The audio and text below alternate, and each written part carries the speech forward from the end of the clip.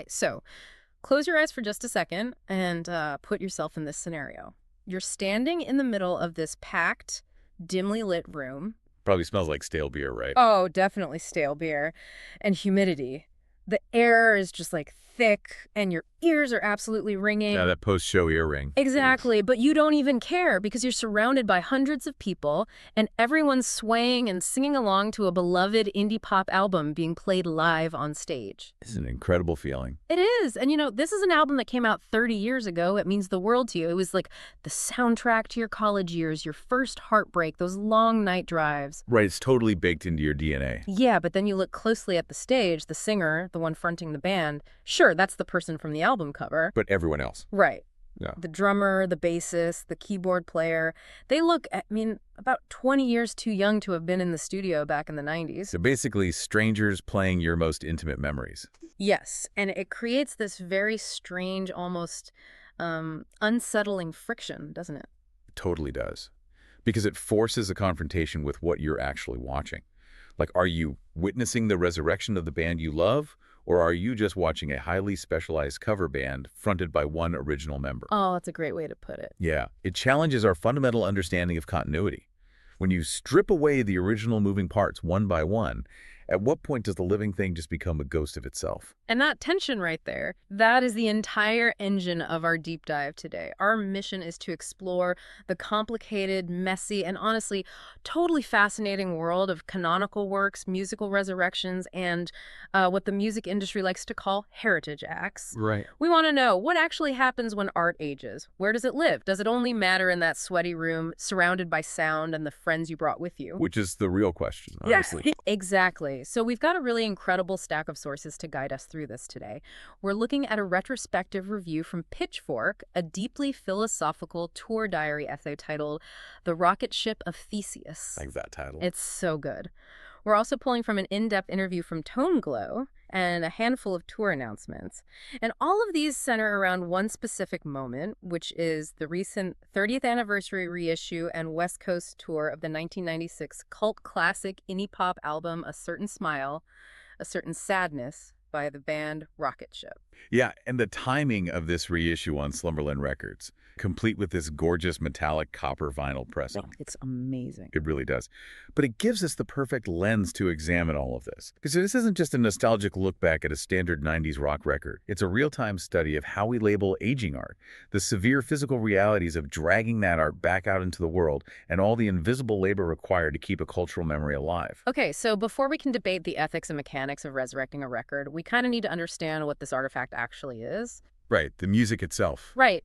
Because if you're listening and you aren't familiar with A Certain Smile, A Certain Sadness, you need to understand that this was not your standard mid-90s radio rock. No, not at all. In 1996, the indie landscape was still heavily hungover from grunge.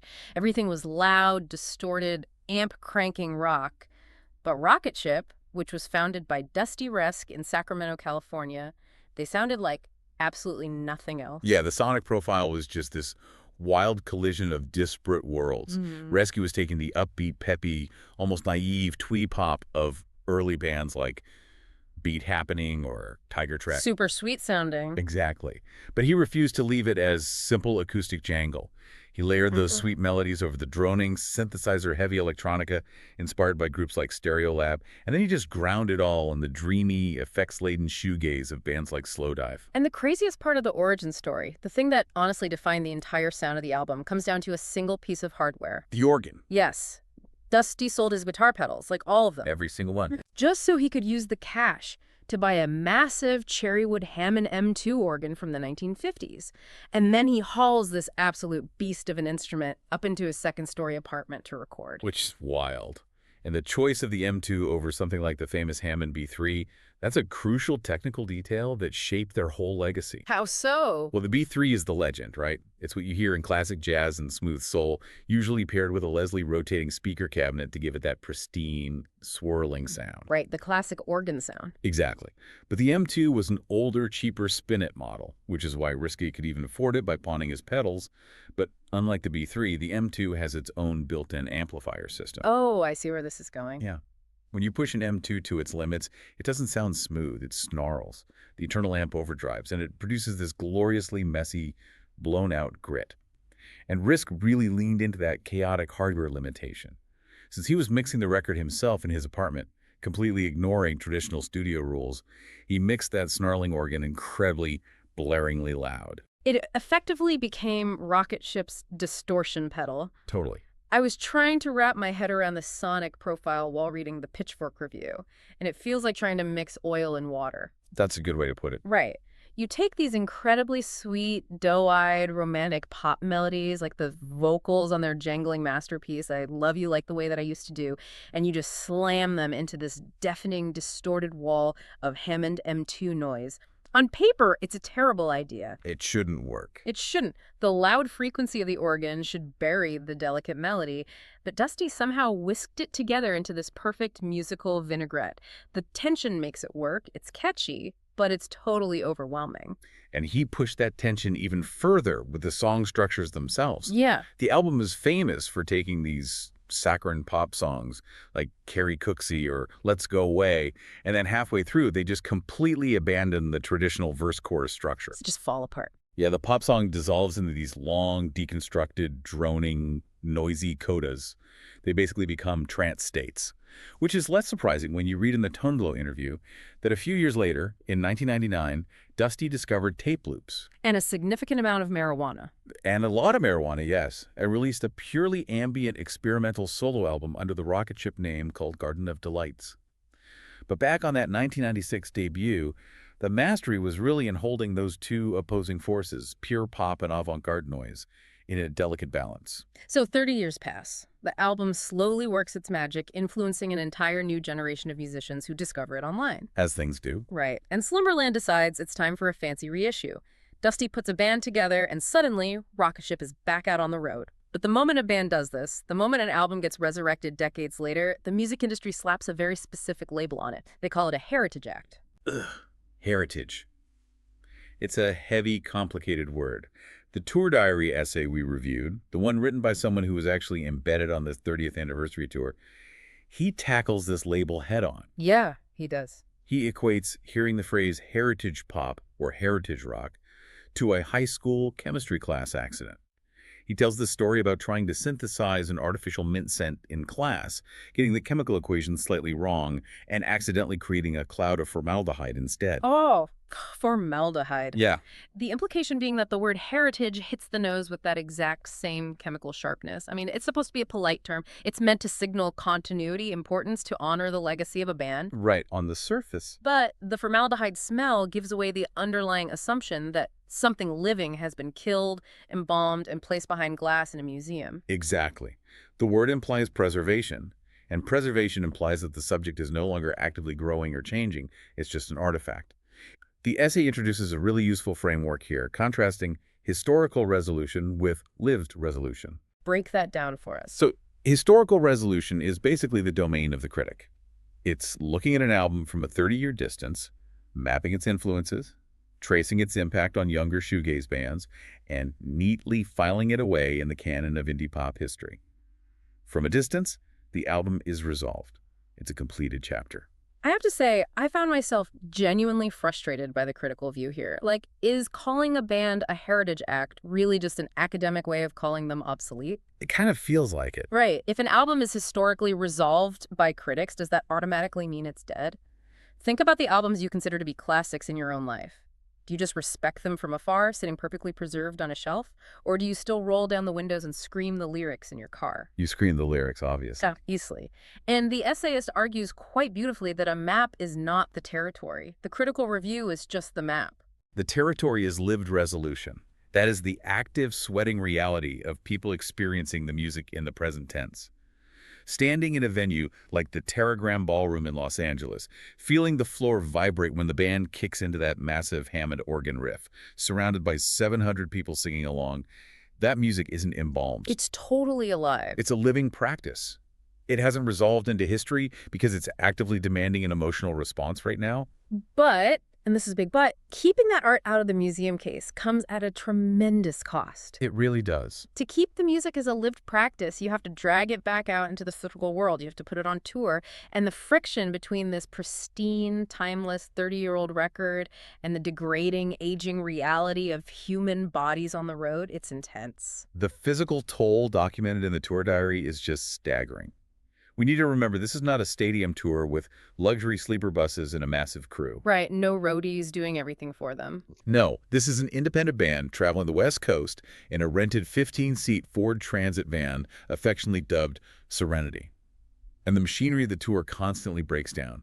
They lose a whole day dealing with a blown tire that they have to limp into a Les Schwab tire center to get patched. Oh, brutal. Yeah, they're physically dragging heavy gear, including organs, vintage amps, and what the essayist describes as an origami-like drum kit in and out of loading docks day after day. And it's not just the van breaking down, it's biology exerting its pull. I mean, the essayist's partner, Nancy, is actually the current bass player for Rocketship. She learned the entire set list and is playing this grueling multi-city tour while suffering from a severe foot injury. Yeah, standing on stage every night in a massive blue medical boot. Can you imagine? Meanwhile, the reality of the lives they left behind intrudes. Back home, their aging dog Delia has to be tricked by dog sitters into taking trazodone medication hidden inside globs of laughing cow cheese. That detail was so Yeah, no. specific and relatable. It really was. It just shows that the pristine artifact of the 1996 album doesn't age, but everything around it is degrading. And the most permanent biological degradation happens to the musician's hearing. The essayist notes that after decades in the scene, he now experiences all sound through a high-frequency sonic film. Just a permanent ringing in the ears. Exactly. He describes it as accumulating a lifetime dosage of sound pressure. At their show at Mississippi Studios in Portland, the sound pressure level in the room was consistently hitting 98 decibels. Which, if you don't know, is roughly the equivalent of standing next to a running motorcycle or a jackhammer, sustained for over an hour. You cannot expose a human body to that level of sheer acoustic force, night after night, decade after decade, without paying a permanent physiological price. The ear simply doesn't recover. Which brings us back to that strange feeling we talked about at the beginning. Standing in the crowd, watching a band where only one person is original. It's the classic philosophical puzzle of the Ship of Theseus. If you replace every single wooden plank, every sail, every nail on a ship over the years, is it still the same ship? Dusty Reske is the only original member left from the 1996 recording sessions. The rest of the touring band, Nancy on bass, Kim on keys, Andy on drums, they're all new additions. So with a 75% personnel drift, at what point does Rocketship become a Rocketship cover band? Right. And it's a vulnerability that Dusty himself is fully aware of. The diary mentions him asking that exact question out loud during a video shoot on the tour, just wondering how the audience perceives this new lineup. Yeah, he's totally conscious of it. And when I first read that part of the diary, I struggled with it. I tend to want authenticity, the original lineup, the real deal. But the essayist uses an observation that completely reframed it for me. He compares these canonical songs to vintage clothes. Oh, I love this part. Right. Someone made these clothes 30 years ago. Someone else wore them first and broke them in. But today, someone new puts them on. They tailor them to fit their own frame. They move differently in them. They make them their own. The songs On a Certain Smile, A Certain Sadness are so structurally sound, the melodies are so locked in, that the vessel flies true no matter who is manning the sails. That's a beautiful way to think about it. It made me realize that the true identity of the band isn't strictly the genetic makeup of the people on stage. The identity is the shared performance of those songs, in that room, combining the band and the audience. It's a collective undertaking. But understanding the sheer exhaustion involved, the blown tires, the aching feet in medical boots, the permanent ringing in the ears, the logical question is, why do they do it? Right. Why not just stay home? Exactly. Enjoy the royalties from the copper vinyl reissue, and let the Pitchfork review serve as the final historical word. The answer lies in a concept the essayist calls the legible margin. The legible margin. Let's spend some time here, because this concept is vital to understanding live music, or really any underground culture. It's crucial. The essayist describes this specific strata of visibility. It exists somewhere between a tiny, unpromoted basement show of 5 people and a massive, globally televised stadium act. It's a margin where culture is actively happening, where it is perfectly legible to the people who care about it, but it remains completely invisible to the rest of the world walking by on the sidewalk outside. And the fragility of that margin is what makes it special. If you step outside of it, if you don't know where to look, none of it exists. It relies on a very precarious ecosystem of proximity and shared knowledge. You need to have seen the right flyer on a coffee shop bulletin board or follow the right obscure record label on social media to know to show up at that specific venue on a Tuesday night. It's like a secret club. It is. And what the essayist makes very clear is that sustaining this legible margin requires a massive amount of entirely invisible labor. It's the invisible infrastructure of the night. We give all the glory and attention to the 4 people standing on stage under the lights, but that magic moment relies on hundreds of unseen hands physically holding the framework together. So many people. The essayist lists them out, and it's profound. The gig drivers ferrying fans across the city at midnight, the bartenders in the back quietly restocking heavy racks of glasses in the dark, the silent security guards standing at the doors, the venue production manager who stays until 3 a.m. mopping floors and coiling cables, just making sure the room looks like nothing ever happened so they can do it all again tomorrow. And that infrastructure also includes the merch table, which is often the economic lifeblood of a touring indie band. Oh, for sure. There's a wonderful scene in the diary where the essayist, who is mostly just tagging along as a supportive partner to Nancy, suddenly finds himself pressed into service running the merch table at the Terragram Ballroom in L.A. He's standing there amidst the chaos, fumbling with a Stripe payment app on his phone, trying to process credit cards in the dark. Classic DIY tour moment. Total chaos. But from that vantage point behind the table, he sees something that proves the music hasn't resolved into formaldehyde. He is selling out of T-shirts, but not just to 50-year-olds trying to relive their college days. He's looking at a remarkably diverse young crowd. Kids in their early 20s who discovered a 30-year-old album through streaming algorithms or word of mouth, and they're experiencing the physical reality of the music with entirely fresh ears. That's incredible. Handing a young fan the last T-shirt in their size, watching their face light up in recognition and excitement. I mean, that is the definition of lived resolution. That is culture continuing to breathe and replicate without ever needing to announce itself to the mainstream pop charts. It is, and it also gives an incredibly poignant context to a specific point Dusty Reske made during his interview with Tone Glow. Right, about the cuteness. Yeah. The interviewer pressed him on the inherent cuteness of Rocketship's music. The twee melodies, the lyrics about holding hands and missing someone.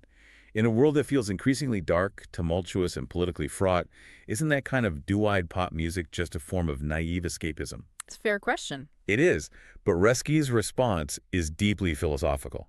He has a long background in radical politics going back to the 90s, and he is acutely aware of the dire social realities of the world. But he strongly pushes back against the idea of escapism.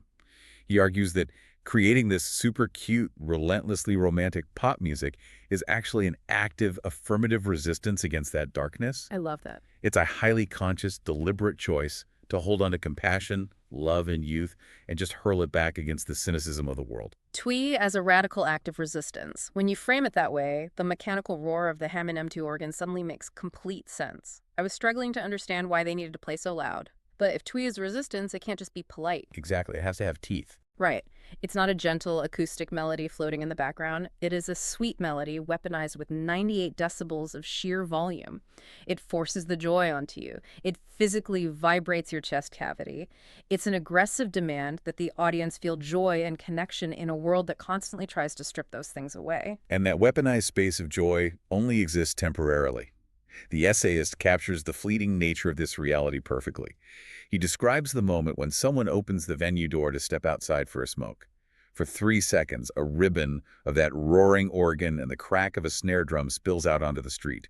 The magic bleeds into the real world. But then the heavy door swings shut. Yeah, the street resumes its normal, quiet existence. The cars drive by. The magic is contained again. It's heartbreakingly fragile. For 2 hours, that room of 700 people is the absolute center of the universe. The energy feels like it could expand infinitely and change the world. And then the house lights aggressively snap on. Show's over. Show's over, the magic evaporates, the amps get loaded back into the back of a rented Ford Transit van, and the margin contracts. It becomes invisible again. The physical space returns to normal, but it leaves a trace. The cultural memory is passed along like a baton. A young kid leaves the Terragram Ballroom with a new T-shirt, ringing ears, and a profound new understanding of an old sound. Yeah. The legacy of an album isn't secured by a pitchfork retrospective review sitting on a server somewhere. It's secured by repetition, by recombination, and by the quiet, stubborn persistence of people who just keep showing up to the room night after night, broken foot or not. Heritage isn't a formaldehyde bath. It is not a dead, embalmed thing sitting in a museum. Not if the music is still being sweated over. Not if musicians are dragging heavy gear through loading docks and sustaining permanent hearing loss just to play it one more time. Absolutely. I mean, Slimmerland Records releasing a gorgeous metallic copper vinyl pressing for the 30th anniversary is a beautiful tribute. It's a great artifact to own. But the real legacy of a certain smile, a certain sadness, isn't the plastic disc. The real legacy is the transaction they make on the road. They are trading their biological integrity, the wear and tear on their joints, the permanent damage to their hearing. They trade all that for cultural continuity. The ringing in the ears is the receipt of that transaction. It's the ship of Theseus sailing true, carrying the same cargo, no matter who happens to be wearing the vintage clothes on deck. Which leaves us with something really fascinating to consider as we wrap up today. We've spent this entire time talking about the physical reality of an aging artifact, a 1996 record that eventually, over decades, forces a band to either let it become history or drag it out on a physically grueling tour. Yeah. But think about the era we live in now. We are in the age of streaming, where major artists routinely go into Spotify or Apple Music and retroactively tweak their albums. Oh, all the time. They change a snare sound, update a lyric, or swap out a featured artist months or years after the album drops. The music is treated like software receiving a patch update. So the question is, in a digital ecosystem where an album can be infinitely updated by the creator, will any modern record ever actually achieve historical resolution? Will future generations even have heritage acts to resurrect? Or will the music just be a constantly shifting, unmoored digital file that never truly ages and therefore never truly lives? Think about that next time you hit play on a new release.